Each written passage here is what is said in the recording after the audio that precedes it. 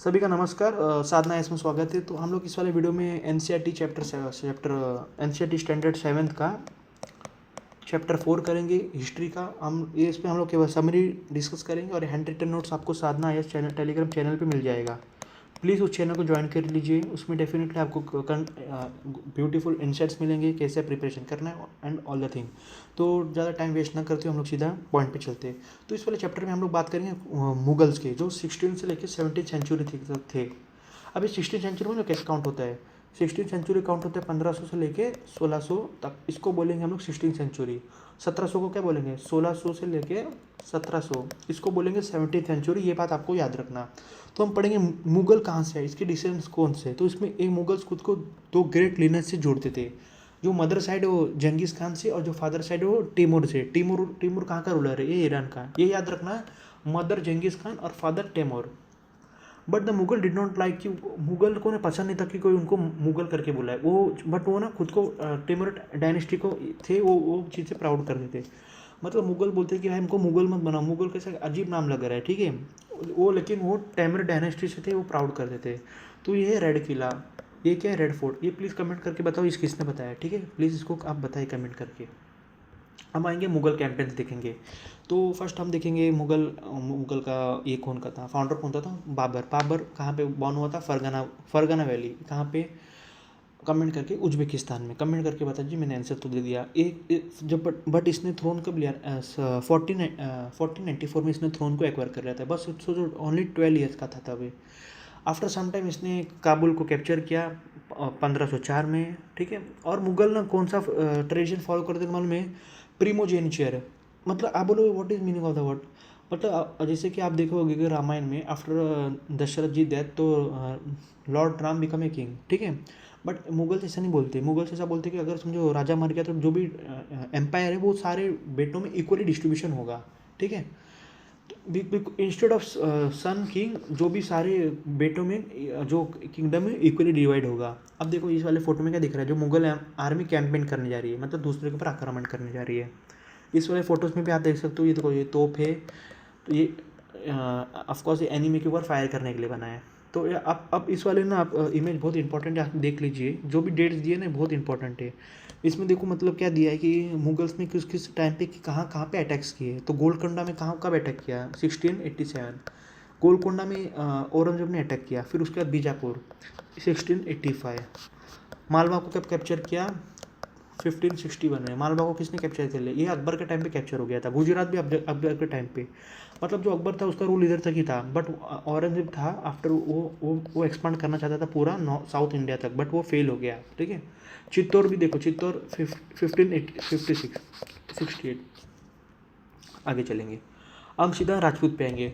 जो राजपूत में जो महाराणा प्रताप थे, कौन से क्लैन के थे? वो सिसोदिया राजपूत के क्लैन के थे, ठीक है। मेवाड़ के थे। कहाँ के थे?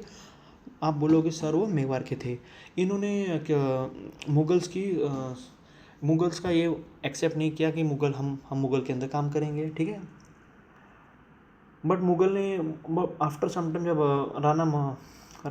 महाराणा प्रताप जब वो डाई हो गए तो उनके जो सक्सेसर थे, तो मुगल ने उनको हराया और डेफिनेटली उनको उनका लैंड रिटर्न करके हम सम्मान से उनको बोला आप यहाँ पे रहो, आपका लैंड ही यहाँ पे रूल करो। हम पढ़ेंगे मनसबदार और जागीरदार। मनसब और जागीरदार बहुत इंपॉर्टेंट कॉन्सेप्ट है। यूपीएससी ने 2017-18 में इसके ऊपर PYQ में पूछे थे।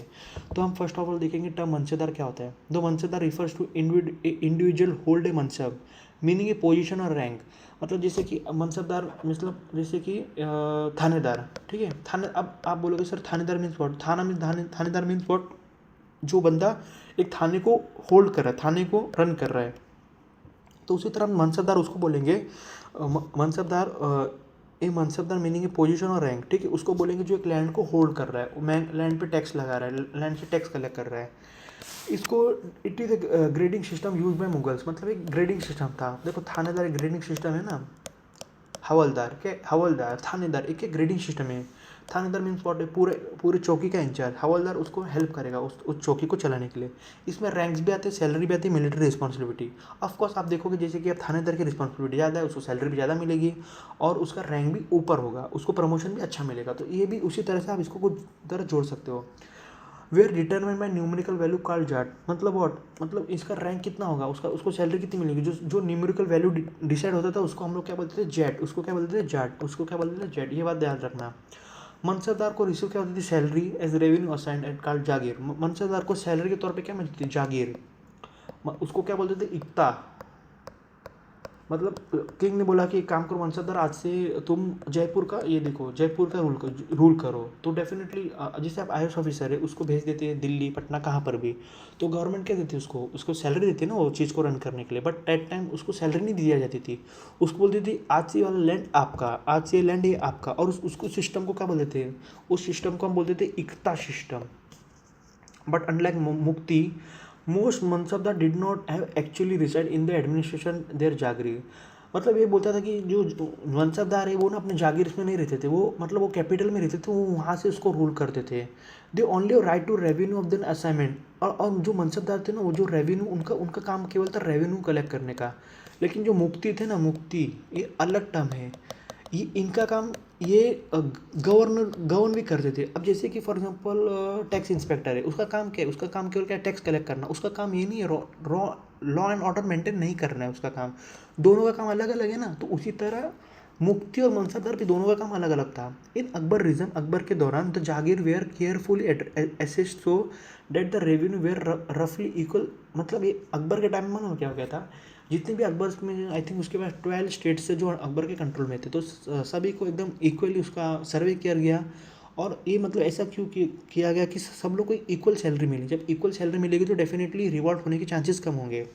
बट औरंगजेब के टाइम पे क्या हुआ, इसने जितना ग्रांट था उससे ज़्यादा,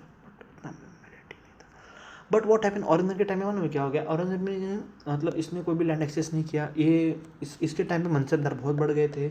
इस वजह से पूरा चोटिक कंडीशन हो गया इसके एम्पायर में। इस वजह से जैसे मरा ना, बहुत सारे मनसबदार हो गए थे।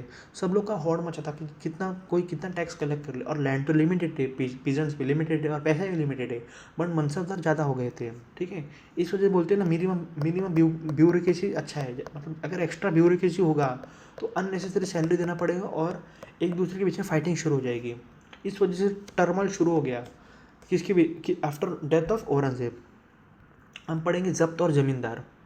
टोडरमल सर्वे, टोडरमल ने सर्वे कब किया, ये याद रखना। टोडरमल ने सर्वे किया 1570 से लेके 1580 तक, ये याद रखना। टोडरमल ने सर्वे कब किया। टोडरमल कौन था, ये फाइनेंस मिनिस्टर था अकबर के रिजिम में। इसने रेवेन्यू सिस्टम को क्या बोला, जब्त। रेवेन्यू सिस्टम मतलब क्या, जिससे पैसा हम कमा सके, उसको इसने नाम दिया जब्त। और ये वहाँ यूज़फुल जहाँ सर्वे हुआ, मतलब ये जहाँ भी अकबर के एम्पायर थे ना, उसने वहाँ पे सर्वे किया। बट ये सर्वे ना इतना गुजरात और बंगाल में नहीं हुआ, बिकॉज आप देखो दिल्ली यहाँ पर है और बंगाल, गुजरात यहाँ पर और बंगाल यहाँ पर है। तो इतना बड़ा लैंड को होल्ड करना, मतलब उसमें उसके ऊपर निगरानी रखना, नॉट टू इम्पॉसिबल। अब आएंगे अकबरनामा। अकबरनामा क्या है, मतलब ये बुक है जो अकबर के रिजिम के बारे में बताता है, अकबर में कैसा रूल किया वैसा। इसको लिखा किसने था, इसको लिखा अबू फजल ने। ये अकबर के नवरत्न में से एक था। इसमें ये बुक का नाम था ऐन अकबरी। ये बुक 3 पार्ट में डिवाइड है। कितने पार्ट में डिवाइड है, 3 पार्ट में। तो जो फर्स्ट पार्ट में ना एंसेस्टर्स के बारे में बात किया, अकबर के एंसेस्टर्स कौन, अकबर के पूर्वज कौन थे। दूसरे में इवेंट्स, मतलब अकबर ने किस पे कब अटैक किया, अभी यहाँ पे हुआ, अभी किसकी शादी हुई, सारे चीज़ इवेंट्स में लिखे गए थे। और एडमिनिस्ट्रेशन मीन्स व्हाट, अकबर कैसा रूलर था, अकबर में लॉ एंड ऑर्डर कैसा था, रेवेन्यू का सिस्टम क्या था, एग्रीकल्चर सिस्टम कैसा था। ठीक है, ये बात था इसमें। अब हम आएंगे सीधा नूरजहान पे। अभी आप बोलोगे सर ये हैपेड मजन मैनन में आप ऐसा क्यों बता रहे हो, बस मैं क्या करूँ, एनसीईआरटी में ऐसा दिया गया है, मतलब जंप, ठीक है, jump okay, but NCERT is important है, तो इसकी वजह से मैंने इसका नोट्स बना लिया हैंड रिटन। अब नूरजहान कौन थी, नूरजहान थी जहांगीर की बीबी के तौर पे थी। इसका नाम क्या था, मतलब मीरोनिसा, इसका नाम मीरोनिसा था। इसने जहांगीर शादी कर ली और इसने टाइटल क्या ले लिया, नूरजहान।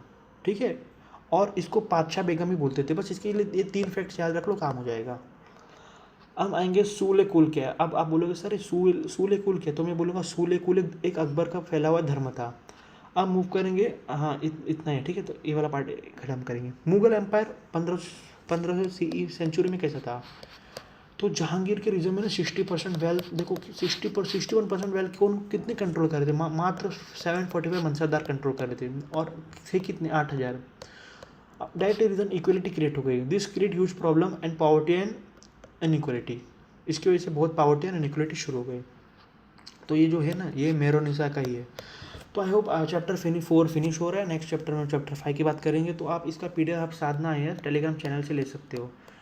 तब तक के लिए स्टे ट्यून, थैंक यू। और आपका कोई भी सजेशन हो तो प्लीज़ कमेंट करके बताइए कि मैं आने वाले वीडियोस में क्या कॉपरेट करूँ और क्या क्या मैं मतलब अवॉइड करूँ, ठीक है। तो तब तक के लिए स्टे ट्यून, थैंक यू, जय हिंद।